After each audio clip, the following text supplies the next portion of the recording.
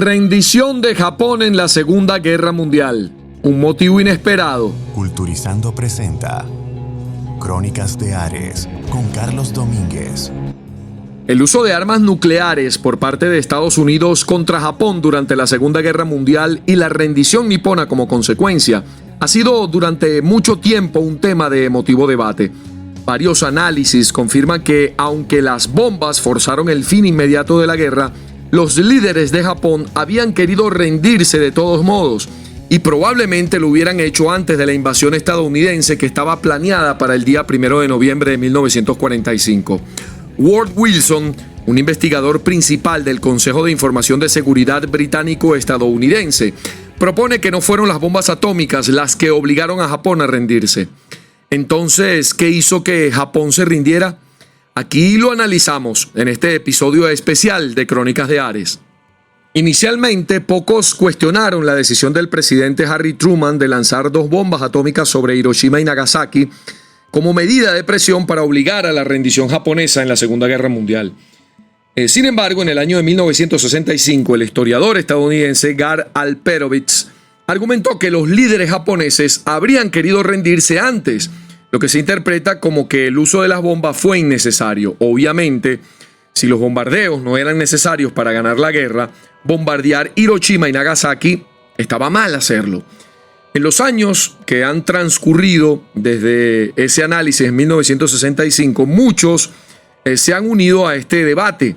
Algunos han hecho eco de lo que proclamaba Alperovitz, denunciando los bombardeos, y otros han repetido acaloradamente que los bombardeos fueron morales, necesarios y además salvaron muchas vidas, sobre todo estadounidenses. Ambas escuelas de pensamiento, sin embargo, asumen que el bombardeo de Hiroshima y Nagasaki con armas nuevas, en este caso más poderosas, las armas atómicas, obligaron a Japón a rendirse el día 9 de agosto. ¿Esto funcionó realmente? La opinión común normal es que sí, por supuesto, funcionó. Estados Unidos bombardeó Hiroshima el 6 de agosto y Nagasaki el 9 de agosto, cuando los japoneses finalmente sucumbieron a la amenaza de nuevos bombardeos nucleares y se rindieron. Sin embargo, el apoyo a esta narrativa es realmente profundo, pero hay 3 problemas principales, vamos a decirlo así, que en conjunto socavan o ponen justamente en tela de juicio el convencimiento de que fueron las bombas atómicas las que provocaron que Japón se rindieran. Todo esto, lo decíamos, socava significativamente la interpretación tradicional de la rendición japonesa. Primero, vamos a analizar las situaciones que ocurrieron justo en el momento en que Japón se rinde. Por eso el primer problema con la interpretación tradicional es el momento. Es un problema realmente grave. La interpretación tradicional tiene una línea de tiempo normal. La Fuerza Aérea de Estados Unidos bombardea Hiroshima con un arma nuclear el día 6 de agosto y 3 días después, el 9, bombardean Nagasaki con otra bomba nuclear y al día siguiente los japoneses señalan su intención de rendirse. Cuando la historia de Hiroshima se cuenta en la mayoría de las historias estadounidenses, el día del bombardeo, el 6 de agosto, sirve obviamente como la gran narración, la gran expresión de esa gloriosa victoria de Estados Unidos sobre Japón en el Pacífico. Todos los elementos de la historia obviamente apuntan hacia ese momento. La decisión de construir una bomba, la investigación que se realizó en Los Álamos, la primera prueba que fue impresionante y la culminación final de la bomba con su explosión en Hiroshima. En otras palabras, se cuenta como una historia relacionada a la bomba. Pero esta decisión no se puede analizar, la decisión de la rendición de Japón, en el contexto de la historia de la bomba. Presentarlo como el fin de la historia de la bomba ya supone que el papel que tiene la bomba atómica es central justamente en la rendición de Japón, y no es tan así. Visto desde la perspectiva de Japón, el día más importante de esa segunda semana de agosto no fue el 6, sino el 9 de agosto. Ese fue el día en que el Consejo Supremo se reunió por primera vez en la guerra para discutir la rendición incondicional. El Consejo Supremo era un grupo de 6 altos miembros del gobierno, que efectivamente gobernó Japón en el año de 1945. Los líderes japoneses no habían considerado seriamente rendirse antes de ese día. La rendición incondicional, lo que exigían los aliados, fue una píldora que ellos tenían que tragar de algún modo. Estados Unidos y Gran Bretaña ya estaban convocando en Europa juicios por los crímenes de guerra. ¿Y qué pasaría si decidieran llevar al emperador japonés, que era considerado divino, a un juicio, por ejemplo? Y imagínense que se deshicieran del emperador y cambiaran por completo la forma de gobierno en Japón.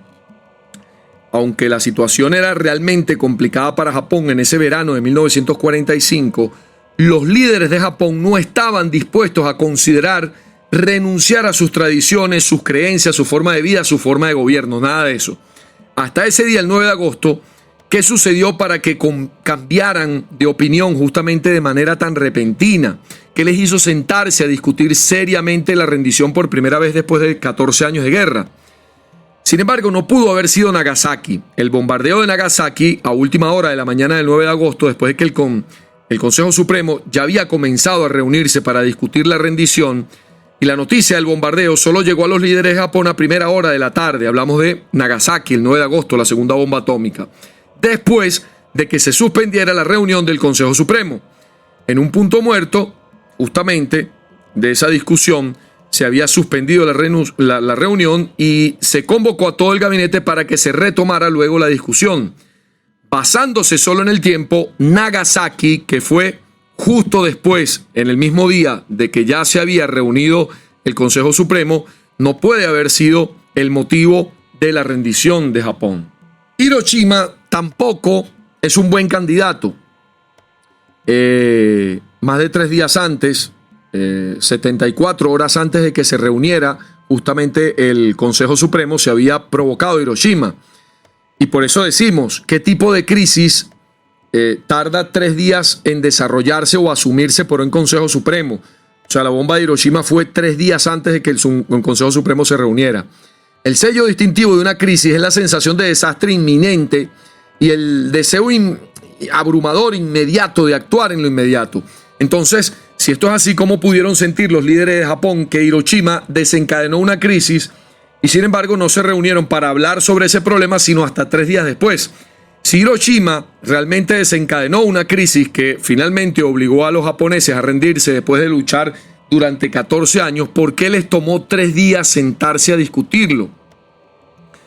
Se podría argumentar que el retraso es lógico, quizás solo se dieron cuenta de la importancia del bombardeo lentamente, ¿no? 3 días después. Quizás no sabían que era un arma nuclear y cuando se dieron cuenta y entendieron los terribles efectos que podía tener el arma, naturalmente concluyeron que tenían que rendirse.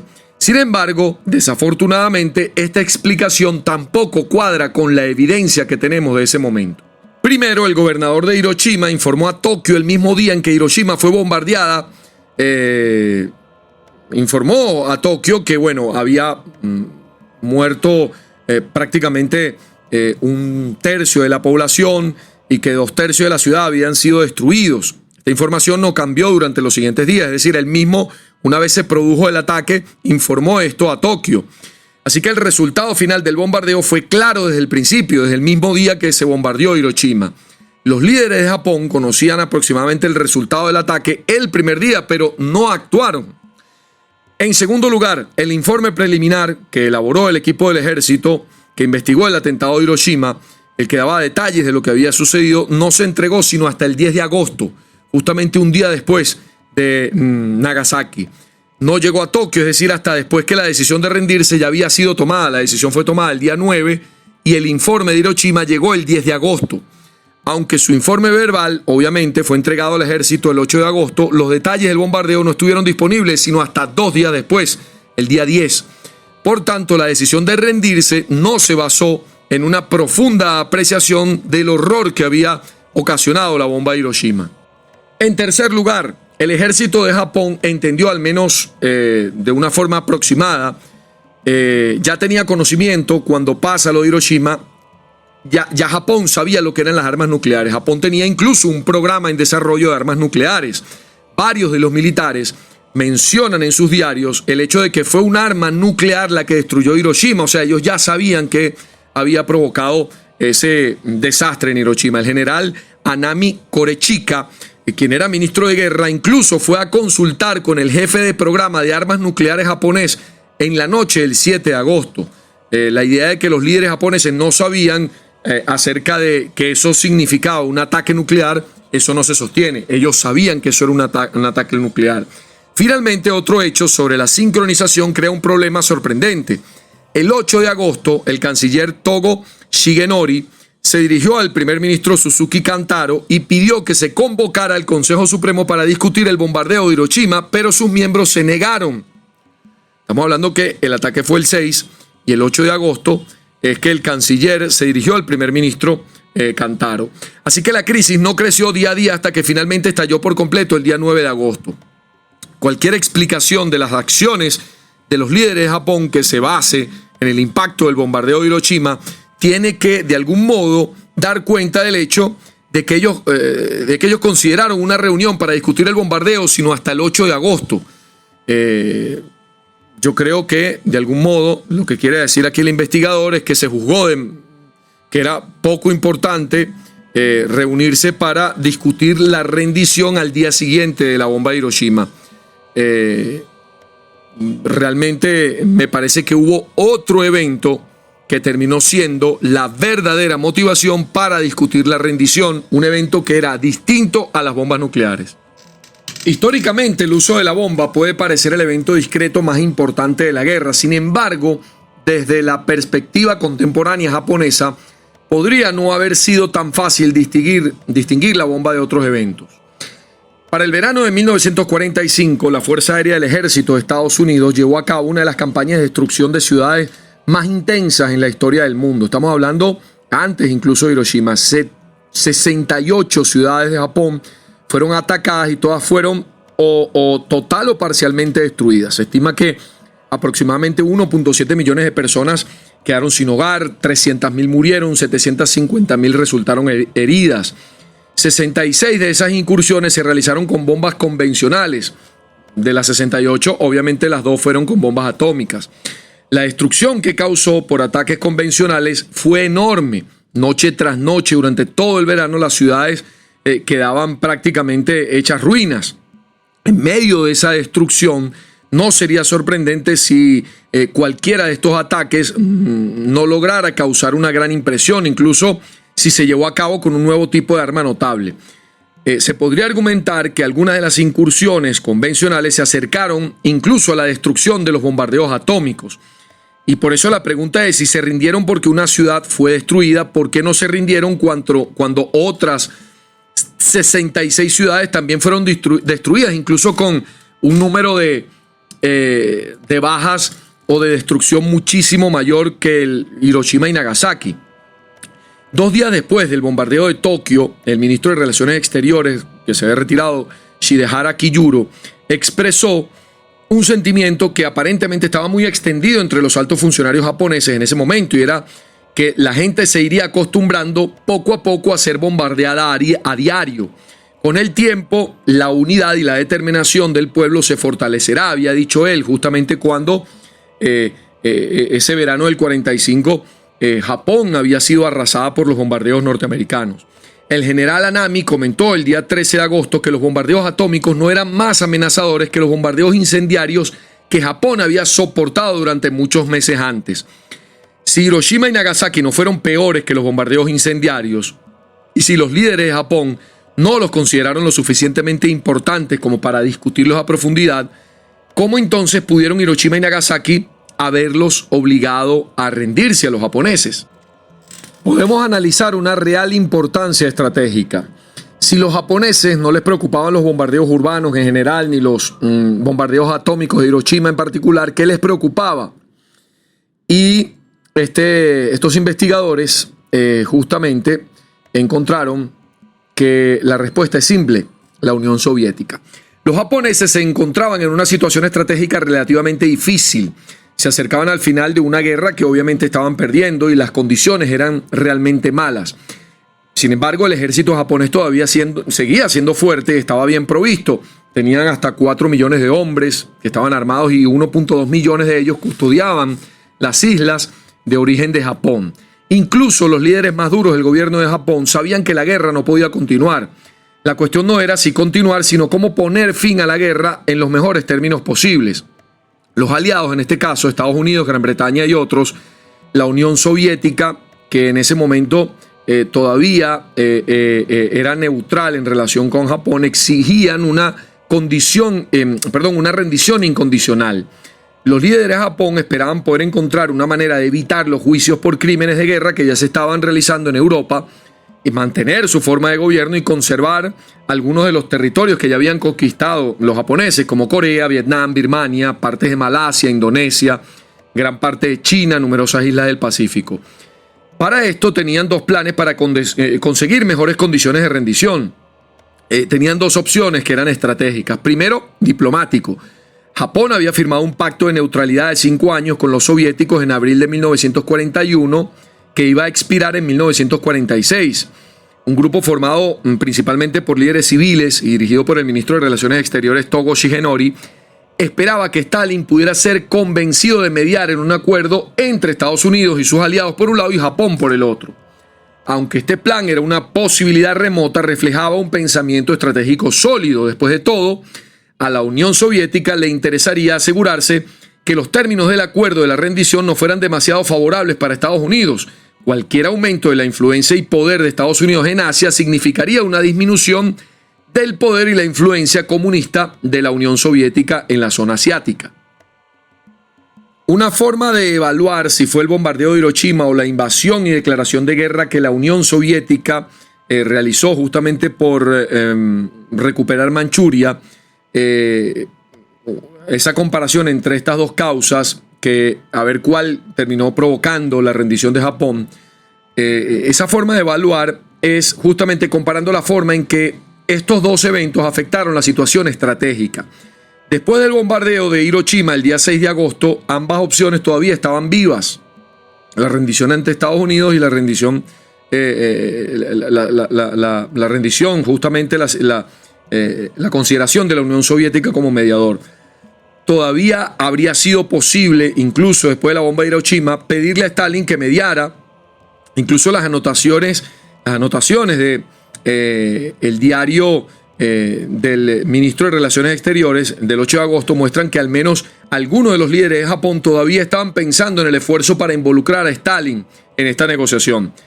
También había de algún modo sido posible intentar librar una última batalla decisiva e infligir muchas bajas. La destrucción de Hiroshima no había hecho nada para reducir la preparación de las tropas atrincheradas en las playas de las islas que eran de Japón, originarias de Japón. Ahora había una ciudad menos detrás de ellos, pero todavía estaban atrincherados, todavía tenían municiones y su fuerza militar no había disminuido de manera importante.